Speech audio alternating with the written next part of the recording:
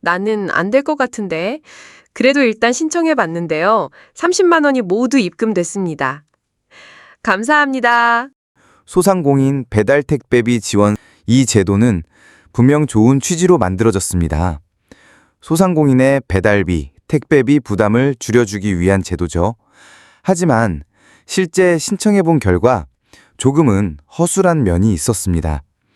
오늘 내용은 구독자 한 분께서 제보해 주신 실제 내용입니다. 끝까지 시청하시고 참고해 주시고요. 도움 되셨다면 꼭 실행해 보세요. 소상공인 배달 택배비 지원 사업. 지원 대상은 명확합니다. 2024년 12월 31일 이전에 개업했고 2023년 또는 2024년 매출이 3억 원 이하인 소상공인, 그리고 2024년부터 2025년 사이 배달이나 택배 실적이 있는 곳. A씨께서 직접 신청을 한 내역입니다. 증빙 서류를 5장 첨부했고 실제 영수증입니다. 이게 소상공인 분들이 고객에게 보내는 배달비, 택배비를 지원해주는 사업이잖아요. 1번 영수증은 약 12만 원입니다. 택배비인데 너무 금액이 높죠. 이건 지인에게 보낸 해외 소포이기 때문입니다. 2번 서류는 이 해외 소포 영수증의 상세 내역서입니다. 금액이 똑같이 적혀 있고요. 품목을 보면 코스메틱, 즉 화장품입니다. 참고로 제보자분의 업종은 화장품업이 아닙니다. 3번 서류는 등기 유편 서류 약 3,000원. 이것도 수신자가 LH 한국주택공사입니다. 당연히 고객에게 보내는 품목은 아니죠. 4번 서류도 등기 우편이고 수신자가 변호사 사무실이네요. 약 4,000원. 5번 서류는 편의점에서 보낸 택배 약 4,000원. 5개 서류 실제 금액은 총 13만 6,200원입니다. 해외 소포 보낸 거, 주택공사에 등기 보낸 거 등등 애매한 것을 모두 해준다면 말이죠. 사실 몇만 원이라도 나왔으면 좋겠다 싶은 마음에 신청을 하셨다고 하는데요. 한 일주일 뒤쯤 실제 입금된 금액은 무려 30만 원, 풀로 30만 원 전액 지급. 지원 요건에선 분명히 배달앱, 배달 대행, 택배, 직접 배달 등 고객 대상 배송 실적만 인정된다고 했는데 말이죠. A씨도 놀랐습니다. 이거 시스템 확인하는 거 아니야? 제대로 검토는 되는 걸까? 이런 일이 가능했던 이유는 무엇이었을까요? 간단합니다. 일일이 확인하기 어렵기 때문입니다. 배달 택배비 지원 사업은 신속 지급과 확인 지급으로 나뉩니다. 여기서 문제는 바로 이 확인 지급 방식입니다. 신속 지급 대상자는 배달앱과 연동되면 전산에서 실적이 자동으로 넘어와서 별도 서류 없이 신속하게 지급되지만 확인 지급 대상자, 즉 택배, 퀵서비스, 직접 배달 등 신청 시 첨부한 서류를 바탕으로 지급 담당자가 하나하나 수작업으로 확인해야 합니다. 하지만 전국 수십만 명이 동시에 신청하면 어떻죠? 서류 수천, 수만 건을 모두 꼼꼼히 검토하는 것은 불가능합니다.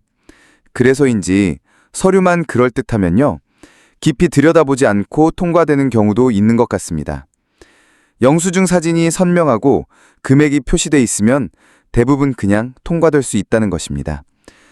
이게 바로 A씨가 12만 원짜리 해외 소포 영수증을 내고 지원 금액 최대액인 30만 원을 풀로 수령할 수 있었던 배경입니다. 물론 이걸 악용하자는 건 아닙니다. 명확한 요건이 있는데 그걸 알고도 일부러 속여서 받는다면 나중에 환수 조치나 불이익을 받을 수도 있습니다.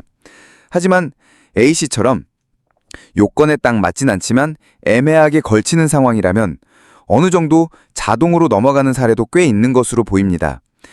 이건 분명히 제도의 맹점, 운영상의 실무적인 허점입니다. 여기서 제가 말씀드리고 싶은 것은 제도의 허술함을 악용하는 게 아니라 실제 이런 사례가 있다는 걸 정보 차원에서 정확히 전달하는 것입니다.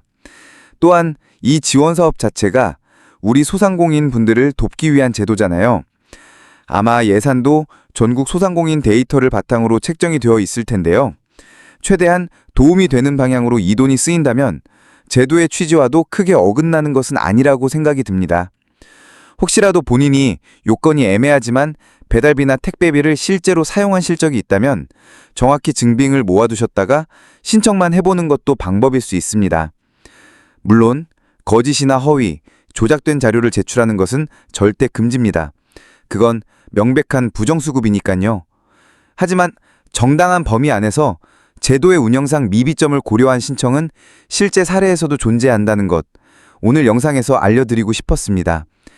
실제로 요건을 애매하게 만족하는 경우, 예를 들어 배달앱은 안 썼지만 택배는 조금 했고 매출도 3억 초과 여부가 기준선에 걸치는 경우 등 신청 자체가 불법은 아닙니다. 다시 한번 말씀드리지만 문제는 거짓, 허위, 조작된 자료를 제출했을 때입니다. 이 경우 부정수급에 해당하며 환수조치 및 향후 지원사업 참여 제한 등 받을 수 있습니다.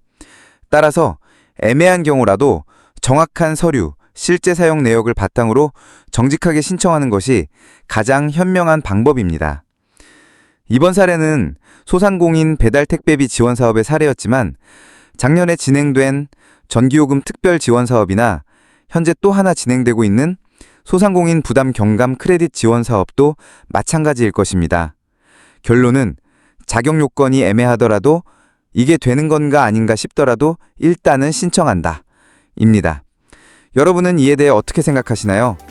실제로 신청해보신 분들은 어떤 경험을 하셨는지 댓글로 자유롭게 공유해주세요. 다음에도 이런 생생한 지원금 사례나 정부 정책의 실제 운영 상황을 리얼하게 전해드리겠습니다. 이 영상이 도움이 되셨다면 좋아요, 구독, 알림 설정 잊지 마시고요.